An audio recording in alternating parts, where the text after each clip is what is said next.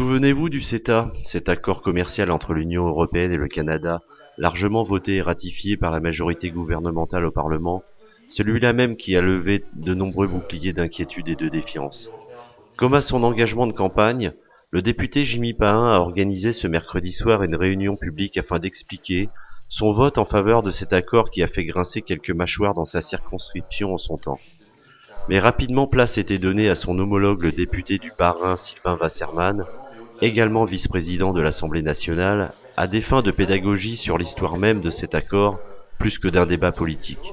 Je suis venu expliquer, je suis venu tenir une promesse que j'avais faite au mois de septembre pour qu'on ait une vraie soirée autour du CETA, autour des accords entre le Canada et la France, des accords commerciaux entre le Canada et la France. Et puis, si vous voulez, quand on est parlementaire, on se spécialise dans tel ou tel sujet. Là, moi, je travaille beaucoup sur le projet de loi sur l'économie circulaire actuellement, et j'avais vraiment besoin d'un expert. Il va expliquer, il va certainement parfois avoir des contradictions, et il apportera les réponses, il apportera ses réponses, mais des réponses que je regrette pas, parce que vous savez, il y a eu très récemment des élections au Canada.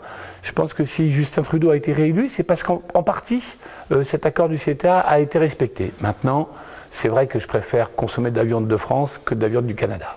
Vous avez vraiment voté cet accord par conviction ou par solidarité gouvernementale? Ouais, vous voulez que je vous dise la vérité, il y a vraiment des moments où je me pose des questions sur le vote que je dois poser et tout. Mais alors, on a un groupe politique, le MoDem, et on est plusieurs. Et puis quand on a des personnalités comme Sylvain, comme Marielle de Sarnez, comme Jean-Louis Bourlange, qui nous disent oui, il faut voter cet accord, je le fais. Je le fais et parce que j'ai confiance en eux et que ce sont un peu mes phares de pensée intellectuelle et ça fait du bien d'avoir des gens de qualité et des gens qui vous aident à réfléchir et qui vous aident à faire le bon vote.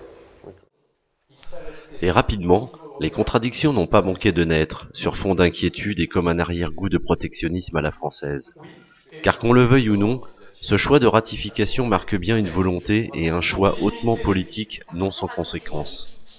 Qui vont bloquer la Chine, on est en ce moment. Mais justement, madame, autour des murs tarifaires, qui sont des barrières tarifaires, autour de... Monsieur souhaite intervenir. Alors peut-être on va... Vous vouliez d'abord nous parler du CETA. Voilà, c'était un peu ce que j'avais prévu. Passer la parole à la salle. Alors, Parlement européen, qui ratifie, c'est la première étape, qui ratifie l'accord. Le président et le ministre, pour